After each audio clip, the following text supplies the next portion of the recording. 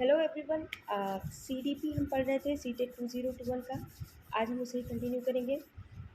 इसमें अगला क्वेश्चन है, in his theory of cognitive development Jean पियाजे explains cognitive structures in terms of.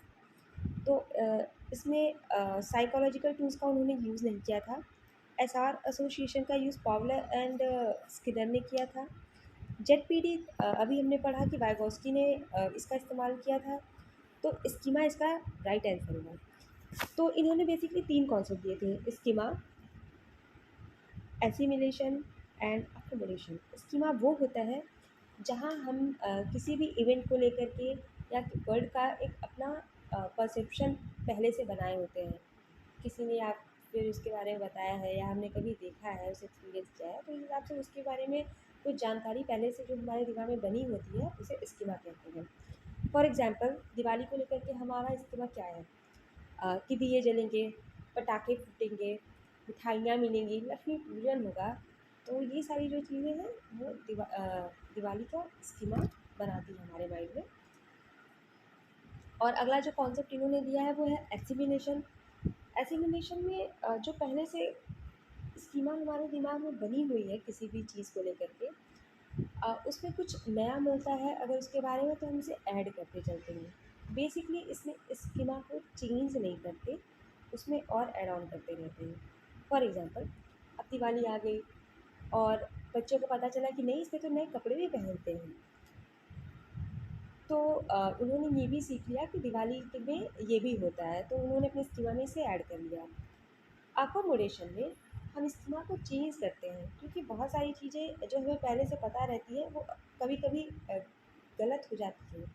For example, किसी ने किसी बच्चे को बता दिया कि जो बड़े बड़े नेल्स होते हैं वो मॉन्स्टर्स के होते हैं, और उस बच्चे ने शाम को ही किसी लड़की को देख लिया जिसके बड़े बड़े नेल्स थे। अब उसे लगने लगा कि ये तो मॉन्स्टर है। तो फिर उसे बताया गया कि नहीं, मॉन्स्टर्स के भी नेल्स बड़े होते हैं और मनुष्यों के भी नेल्स बड़े हो सकते हैं। तो फिर उसने अपने स्कीमा को अकोमोडेट किया, चेंज किया, नया कॉन्सेप्ट सीखा। ठीक है, तो इन्होंने बेसिकली इसी बारे में बात किया था, तो इसका ऑप्शन नंबर 4 बिल्कुल सही है। अगला है, pre operational stage in gene Piaget's theory of cognitive development कैरेक्टराइजेस। इसका पहला ऑप्शन है डेवलपमेंट ऑफ एब्स्ट्रैक्ट थिंकिंग। अब बेसिकली इन्होंने, पहले मैं बता दूं कि जीन पियाजे ने 4 स्टेजेस बताए थे। ठीक है, अपने 3 बच्चों पे उन्होंने पूरा साइकोलॉजिकल रिसर्च किया, बचपन से लेकर के जब तक भी वो जिए, उसी पे उन्होंने पूरी अपनी थ्योरी जो है वो क्रिएट की। तो उसमें उन्होंने 4 स्टेजेस पाया कॉग्निटिव डेवलपमेंट का। पहला था सेंसरी मोटर स्टेज। इसमें क्या होता है कि बच्चे छू करके ही किसी चीज़ को पहचान सकते हैं। ये 2 साल तक के बच्चों के लिए है। दूसरा है प्री ऑपरेशनल स्टेज। तो इसमें भी ईगो सेंट्रिक होता है बच्चा, लैंग्वेज थोड़ा बहुत सीख पाता है। ठीक है, और लेकिन ईगो सेंट्रिक होने का मतलब है कि वो अपने थॉट्स पे ही सेंटर होता है कि ये है तो यही है। तो सेंट्रेशन इन थॉट उसके अंदर कल्टिवेटेड होता है। ठीक है, उसके बाद तीसरा जो उन्होंने बताया वो है कॉन्क्रीट ऑपरेशनल स्टेज। ये 7 से 11 साल तक के बच्चों के लिए है। इसमें बच्चे जो देख पाते हैं वो समझ जाते हैं कि नहीं, ये यही है। ठीक है, मतलब उनके अंदर थोड़ी समझदारी बढ़ती है ऐसी चीज़ों को लेकर के जो उन्होंने सामने देख रखी है, उसके बियॉन्ड नहीं। ठीक, और इनके अंदर लॉजिक बढ़ता है। लॉजिक बढ़ने का मतलब ये है कि वो धीरे धीरे ऑपरेशन सॉल्व करने लगते हैं, मैथमेटिकल ऑपरेशन वगैरह। तो ये हुआ कॉन्क्रीट ऑपरेशनल स्टेज में भी जीन पियाजे ने ये बताया। चौथा जो उन्होंने स्टेज बताया वो है formal operational stage. Formal operational stage में बच्चा जो है वो abstract thinking, flexible thought process, ये है तो ये क्यों नहीं है, डाइवर्जेंट थिंकिंग, क्रिएटिविटी, ये सब भी उसके अंदर कल्टीवेट होने लगती है। तो बच्चा को मिला कर के एक आईक्यू लेवल पे पहुंच जाता है, मेच्योरिटी लेवल पे पहुंच जाता है। तो इसका ऑप्शन नंबर 2 बिल्कुल सही है। ठीक है, और ऑप्शन नंबर 4 में जो दिया है ability to conserve and seriate object, ये उसके थर्ड स्टेज में होगा, कॉन्क्रीट ऑपरेशनल स्टेज में, जो कि 7 से 12 साल के बच्चों का है। तो ये ऑप्शन तो गलत ही था। और हाइपोथेटिको डिडक्टिव थिंकिंग, ये सारी चीज़ें भी फॉर्मल ऑपरेशनल स्टेज में आएंगी, क्योंकि जब तक हम जान ही नहीं पा रहे हैं एब्स्ट्रैक्ट थिंकिंग हमारे अंदर है ही नहीं, तो हम परिकल्पना कैसे करेंगे? ठीक है, तो ये सारी ऑप्शन नंबर 1 और 3 फॉर्मल ऑपरेशनल स्टेज के लिए है, और ऑप्शन नंबर 4 वो कॉन्क्रीट ऑपरेशनल स्टेज के लिए है। तो ऑप्शन नंबर 2 बिल्कुल सही है, प्री ऑपरेशनल स्टेज के लिए। ठीक है, अब अगला क्वेश्चन है, विच of the following statement is correct in context of development?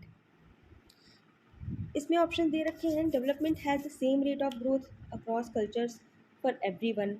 तो सेम रेट ऑफ ग्रोथ वो कहीं नहीं होता, कहीं कुछ ज़्यादा हो रहा है, कहीं कुछ कम हो रहा है, तो ये ऑप्शन बिल्कुल एलिमिनेट हो गया।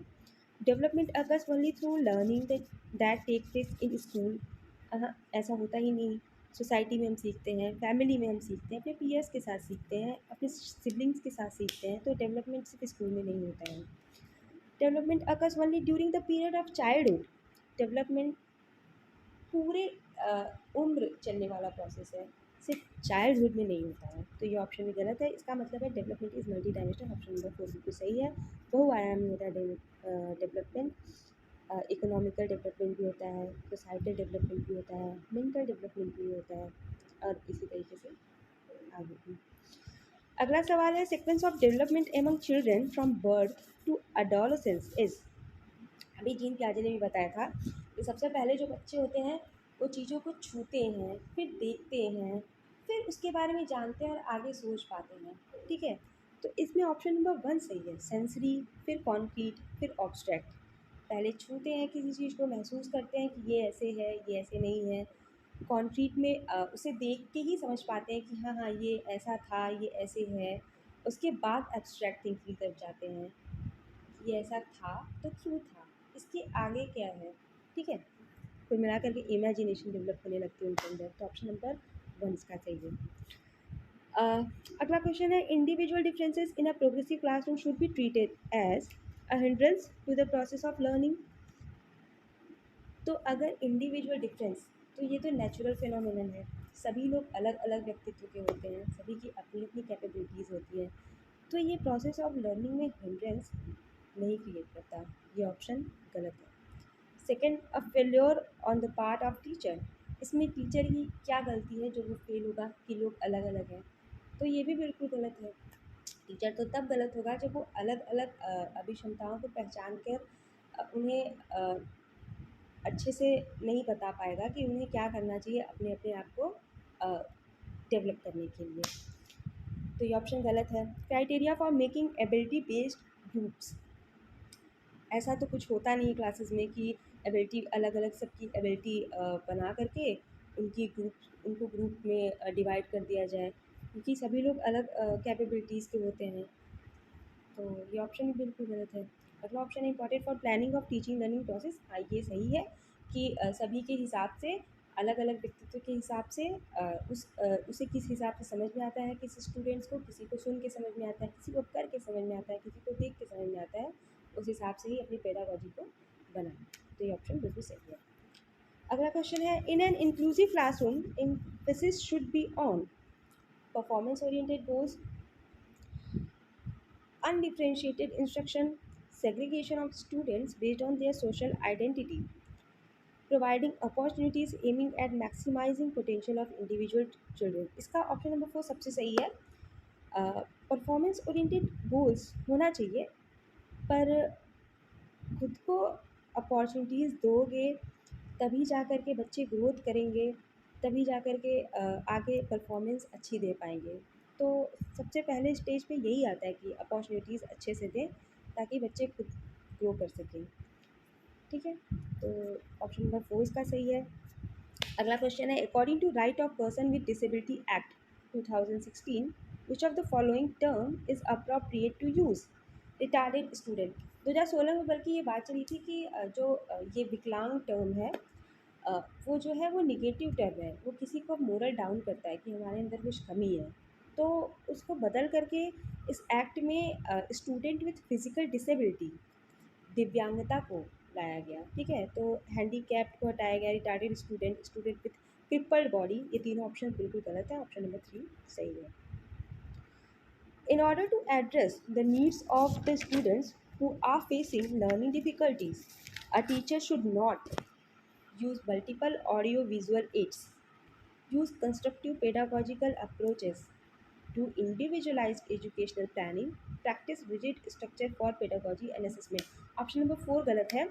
ऑप्शन नंबर पहला तो बिल्कुल भी सही है कि जो बच्चा जो सीखने में समस्या उसे आ रही है तो उसे डिफरेंट तरीके से ऑडियो विजुअल एड्स आईसीटी का यूज़ करके दिखा विखा करके समझाने की कोशिश कर रहा है, तो ये करने में कोई कमी नहीं है, तो ये हिंड्रेंस बिल्कुल क्रिएट नहीं करता है स्टूडेंट्स की लर्निंग में। यूज़ कंस्ट्रक्टिव पेडागॉजिकल अप्रोच, तो पेडागॉजिकल अप्रोच को कंस्ट्रक्टिव बनाना ही तो टीचिंग लर्निंग का मेन उद्देश्य है, ताकि बच्चों को समझ में आए शिक्षण शास्त्र को अपने हिसाब से कि इसे इस मॉडल में समझ में आता है कि पहले क्वेश्चन पूछें फिर आंसर बताएं, इसे इस मॉडल में समझ में आता है कि पहले थ्योरम प्रूव करें फिर उसके बाद फिर उसके छोटे छोटे पार्ट्स को प्रूव करें, तो उस हिसाब से अपने पेडागॉजी मॉडल को टीचर बदल सकते हैं, तो ये बिल्कुल सही ऑप्शन है।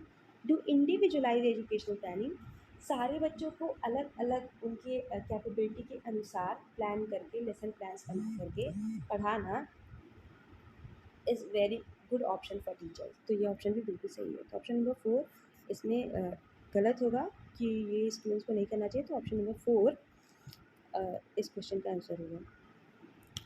अगला क्वेश्चन है, blank is the primary identifying feature of creativity, low comprehension, divergent thinking, hyper activity, in attentiveness.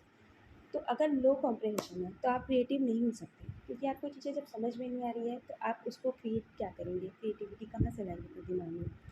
Hyper activity is a disorder, ठीक है, आप बहुत ज़्यादा सक्रिय हैं, ये डिसऑर्डर में आता है, ये क्रिएटिविटी में हेल्प नहीं करता है। इनअटेंटिवनेस, आप असतर्क हैं, तो फिर क्रिएटिविटी कहाँ से आएगी जब आप किसी चीज़ को ध्यान ही नहीं दे रहे हैं, उसके बारे में इमेजिनेशन आप कहाँ से कर पाएंगे। तो इसका आंसर होगा डाइवर्जेंट थिंकिंग, कि हम किसी चीज़ के बारे में बियॉन्ड कितना सोच सकते हैं। फॉर एग्ज़ाम्पल, एडिशन में जब बचपन में उड़ते हुए सब कीड़े देखे थे तो उन्होंने सोचा था कि मैं भी अगर इसे पी लूँगा तो मैं भी उड़ने लगूँगा, तो कि उन्होंने क्रिएटिव थिंकिंग जनरेट की थी अपने दिमाग में। तो इसका ऑप्शन नंबर 2 सही है। अगला सवाल है, in order to address learners from diverse backgrounds a teacher should avoid talking about aspects related to diversity, draw examples from diverse settings, use standardized assessment for all, use statements that strengthen negative stereotypes। Option number 4 तो बिल्कुल गलत है कि किसी भी diverse background में है तो कुछ भी बोलो कि अरे यहाँ तो ये होता है, किसी कोई ट्राइब बच्चा वहाँ बैठा है और उस ट्राइब के बारे में कुछ ऐसे बोलो कि इन लोगों में तो ये सारे चलन थे, ये बहुत बुरा होता था, तो बच्चा तो डिमोरलाइज हो जाएगा, तो निगेटिव स्टीरियोटाइप्स तो बिल्कुल ही गलत है, ये क्वेश्चन ये answer eliminate. Use standardize assessment for all, सबकी क्षमताएं अलग अलग हैं तो एक ही मानक असेसमेंट का यूज़ कैसे करेंगे, कैसे हम चेक कर सकते हैं किसी को एक ही टेस्ट पेपर पे, अ, ठीक है, तो ये ऑप्शन भी बिल्कुल गलत है। Avoid talking about aspects related to diversity, तो ये तो इम्पॉसिबल सी चीज़ है ना, हम डाइवर्स की इस दुनिया में रहते हैं तो वहाँ क्या क्लास में बात नहीं करेंगे कि डाइवर्सिटी के बारे में, वाई नॉट। तो draw examples from diverse settings, इसका आंसर नंबर 2 इसलिए सही होगा कि जो बच्चे जिस जिस सोसाइटी से आ रहे हैं उन्हें उस सोसाइटी के एग्जाम्पल्स दीजिए जो उन्होंने देखा है, उनसे रिलेट करके, ताकि उन्हें चीज़ें अच्छे समझ में आए, अच्छे से कॉन्सेप्ट को बिल्डअप कर सकें। और आज के लिए इतना ही, आगे हम कल देखेंगे। Thank you.